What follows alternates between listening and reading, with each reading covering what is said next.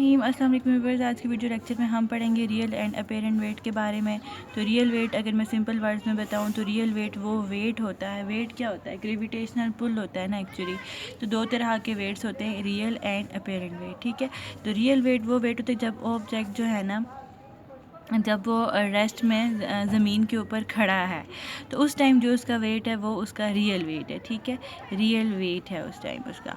लेकिन अगर एक ऑब्जेक्ट एक्सेलरेट कर रहा है अपवर्ड या डाउनवर्ड, लाइक ये है अर्थ और वो किसी एलिवेटर या लिफ्ट में है और लिफ्ट जो है वो डाउनवर्ड मूव कर रही है या वो अपवर्ड मूव कर रही है, तो उस टाइम जो वो वेट एक्सपीरियंस करता है उस वेट को हम अपेरेंट वेट कहते हैं। अपेरेंट का लफ्ज़ी मतलब क्या होता है? ज़ाहिरी वेट, जो एक्चुअल नहीं होता। अपेरेंटली ज़ाहिरी हमें ऐसा लग रहा होता है कितना वेट है, लेकिन एक्चुअली वो करेक्ट वेट नहीं होता। करेक्ट वेट वो होता है जो gravitational pull of the earth होता है। ठीक है, so when objects are accelerating upward और डाउनवर्ड, तो उस टाइम जो उनका वेट होता है, this weight is called apparent wait.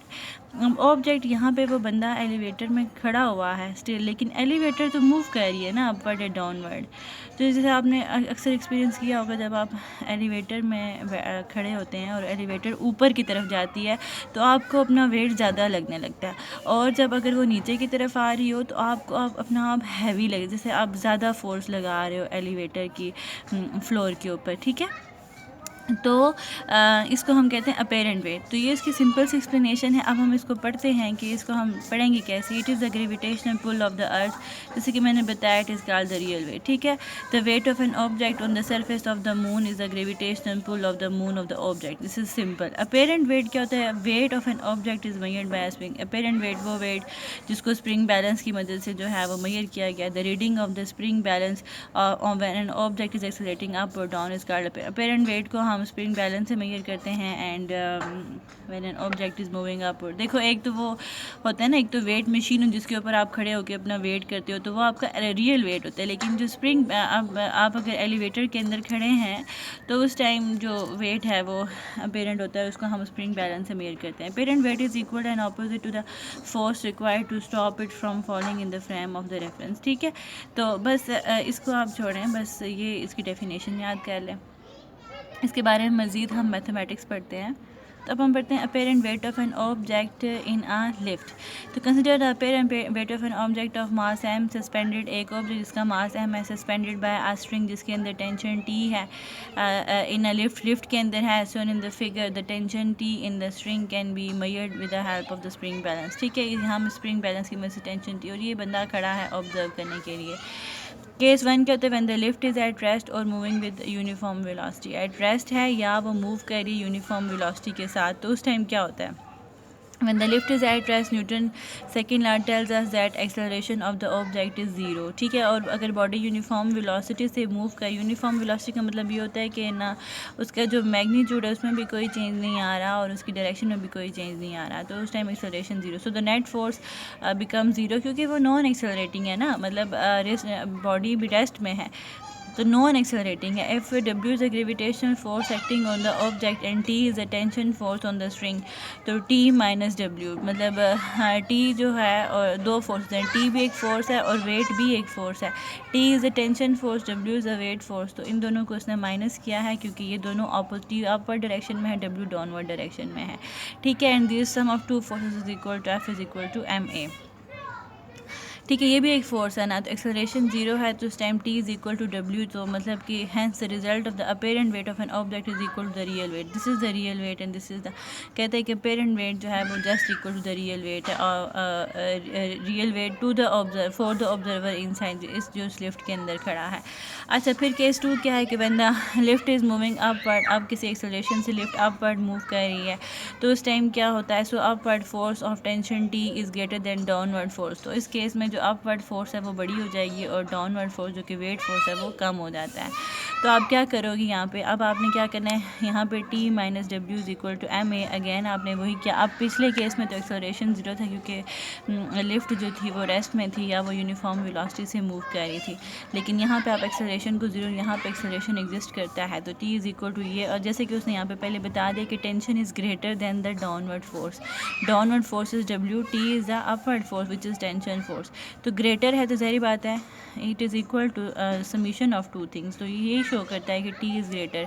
M common निकालो तो ये which shows that apparent weight of an object is increase by an amount of M A then its actual wait. ठीक है, तो कहते हैं जब लिफ्ट ऊपर की तरफ मूव करती है ना, तो आप लोगों ने ऑब्ज़र्व भी किया, आपको ऐसे फील होता है जैसे आप बहुत ज़्यादा वेट एग्जर्ट कर रहे हो, आप बहुत ज़्यादा फोर्स एग्जर्ट कर रहे हो लिफ्ट के फ्लोर के ऊपर। अक्सर अगर आपने नहीं ऑब्ज़र्व किया तो नेक्स्ट टाइम जब कभी भी आप लिफ्ट में खड़े हों तो आप इस चीज़ को ऑब्ज़र्व करें कि जब लिफ्ट ऊपर की तरफ मूव करती है तो आपको लगता है कि आप ज़्यादा फोर्स एग्जर्ट कर रहे हो लिफ्ट के फ्लोर के ऊपर। ठीक है, कितनी ज़्यादा एम जी तो आपका एक्चुअल वेट है ना, लेकिन by an amount of M A आपने एक्स्ट्रा फोर्स एग्जर्ट की on the floor of the lift. Case 3 जो है वो ये है when the lift is moving downward with an acceleration A. तो जब अच्छा अब क्या होता है जब आप नीचे, अब आप ये भी देखना रियल लाइफ में जब जाके एक्सपीरियंस करोगे कि जब लिफ्ट डाउनवर्ड मूव करे तो आपको लगता है आप कम फोर्स एग्जर्ट कर रहे हो फ्लोर ऑफ द लिफ्ट पे ना। तो अगेन आप जब डाउनवर्ड मूव करिए तो वेट फोर्स ज़्यादा हो जाएगा और वेट ज़्यादा हो जाएगा और टेंशन कम हो जाएगी। ठीक है, when the lift is moving downward. तो आप पहले आपने टी माइनस डब्ल्यू किया था, बड़े में से छोटा, अब डब्ल्यू चूँकि बड़ा हो गया तब आपने डब्ल्यू में से टी को माइनस करना। It is equal to M V minus T को इस तरफ रखें, डब्ल्यू को उधर लेके चले जाए। इसको आप थोड़ा सा इसके साथ मैथमेटिक्स प्ले करें तो इसको आपके पास ही आ जाएगा। So this is the real weight and now the force is decrease by an apparent force is decreased by an amount of ma, which is the apparent weight is less than the actual weight. mg is the actual weight ना, तो t apparent weight is less than the actual weight by an amount of ma। ठीक है, अच्छा जी, when the lift is falling freely falling का मतलब ये कि ये ऊपर से जो लिफ्ट है, सारी बात है ये किसी एक आपने देखा होगा कि वो अटैच होती है किसी स्ट्रिंग से, कोई रस्सियाँ बांधी हुई होती हैं लिफ्ट के साथ। तो अगर ये रस्सियाँ टूट जाएँ और लिफ्ट फ्री फॉल मूव करने लग जाए, फ्री फॉल मतलब कि just moving under the action of gravity only, there is no external strings etcetera. ठीक है, अगर एप्पल है तो एप्पल आप अगर नीचे की तरफ मूव करके आ रहा है तो उसकी फ्री फॉल मोशन है। ठीक है, तो फिर क्या होता है कि उस केस में क्या होता है, now we consider that the lift is falling freely under that, तो उस टाइम जो भी उसका एक्सेलरेशन होता है वो इक्वल टू ग्रेविटेशनल एक्सेलरेशन होता है। तो T is equal to W minus M A आप करें, हाँ डब्ल्यू माइनस एम ए करें ये वाला, चूँकि अगेन वो फॉल करें नीचे की तरफ तो डाउनवर्ड फोर्स उसकी ज़्यादा ही होगी, वेट उसका ज़्यादा ही होगा एज़ कम्पेयर टू टेंशन। तो हम ये वाला फार्मूला यूज़ करेंगे ना, M G minus M A, तो ए की जगह यहाँ पे जी पुट करें तो ज़ीरो। तो ज़ाहिर बात है जब स्ट्रिंग ही नहीं, टेंशन क्यों है, बिकॉज ऑफ द स्ट्रिंग की वजह से टेंशन। तो जब स्ट्रिंग ही नहीं रही तो क्या होगा, टेंशन भी ख़त्म हो जाएगी। ठीक है, so the apparent weight of an object shown by the spring is zero and the object seems to be weight thus there is rate of state of weightlessness. ठीक है, तो जब एक ऑब्जेक्ट जो है वो मूव करता है just under the action of gravity, free fall motion करता है, तो हम ये कहते हैं कि शोन बाय द स्प्रिंग। तो उस टाइम ज़ाहिर बात है जो स्प्रिंग बैलेंस है वो उसका वेट शो करता है ज़ीरो, अपेरेंट वेट शो करता है ज़ीरो। एक्चुअल वेट तो ऑब्जेक्ट का ज़ीरो नहीं ना हो सकता, उसका कोई ना कोई वेट होता है क्योंकि उसका कोई ना कोई मास होता है, लेकिन अपेरेंट वेट वो ज़ीरो शो करने लगता है स्प्रिंग बैलेंस। तो हम ये कह सकते हैं कि अपेरेंट वेट जब ज़ीरो होता है ना तो उसको हम कहते हैं this is the condition of weightlessness. ठीक है, remember I am repeating it again, when the apparent weight of an object is zero, we can say that it is a condition of weightlessness। तब हम ये पढ़ते हैं weightlessness in satellites and gravity free system। When satellite is freely falling in space under the action of forces of attraction of the earth, the sun or some distant star, then they everything within the satellite will be in the state of weightlessness। ठीक है, कि जब एक अर्थ satellite होती है, ज़ाहिर बात है वो भी किसी स्ट्रिंग के साथ तो नहीं ना अटैच होती। यहाँ पे अर्थ है और यहाँ पे सैटेलाइट मूव कर रही है, तो वो because of some force, gravitational force, जब वो नीचे की तरफ फॉल करी थी तो उस टाइम जो भी ऑब्जेक्ट्स होते हैं, कोई एस्ट्रोनॉट्स हो गए इस सैटेलाइट के अंदर, they are in the condition of weightlessness. ठीक है, to show that A satellite is a free falling object. We consider the behavior of मतलब कि अब हम ज़ाहिर बात है जब ऑब्जेक्ट्स अंदर जो है एज अ फ्री वेटलेसनेस की कंडीशन में हैं तो हम कह सकते हैं कि satellite is a freely falling object. ठीक है, तो अब हम इसको प्रूव करते हैं। We consider the behaviour of projectile through parallel to horizontal surface of the earth on the absence of air friction.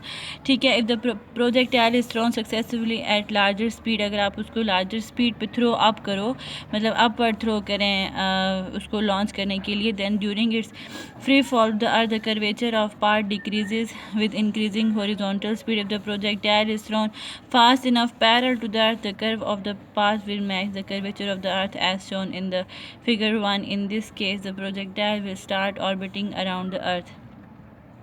ठीक है, leave all these things, it is not necessary to memorize. In the projectile, the spaceship is accelerating toward the center of the earth at all times. You have to memorize from this. ठीक है, spaceship satellite को ही कहते हैं accelerating toward the center of the at all time because it is orbiting around the earth. ठीक है, अगर एक spaceship यहाँ पे ऑर्बिट कर रही है अर्थ को तो ज़ाहिर बात है उसका acceleration toward the centre of the earth ही होता है, और हम कह सकते हैं कि it is accelerating toward the centre of the earth. In fact, the spaceship is falling toward the center of the earth at all times, but the curvature of the earth prevent the spaceship from hitting the surface of the earth. लेकिन चूंकि curvature होता है, ज़ाहिर बात है centrifugal force भी बाहर की तरफ एक्ट करी, जो उसको एक सेंट्रीपिटल फोर्स होती है जो बाहर की तरफ एक्ट करी होती है, और जो उसको सैटेलाइट को कंपेल करती है कि वो अपने सर्कल में ही मोशन करती रहे, बजाय कि वो अर्थ की तरफ गिर जाए.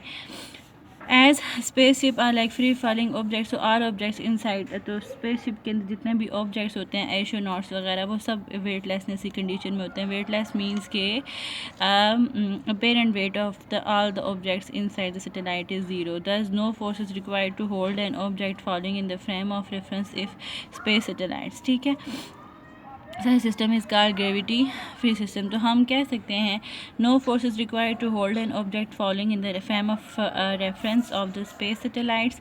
तो हम कह सकते हैं कि जो स्पेस सैटेलाइट्स हैं they are the gravity free system. ठीक है, so you have to memorise from this to this thing. And initially when satellite are freely falling in space under the action of sun distance, and ये आप देख लें इसको and इसको छोड़ के ये वाला. ठीक है, तो दिस इज़ ये आपका कवर हो गया topic weightlessness in satellite and gravity free system.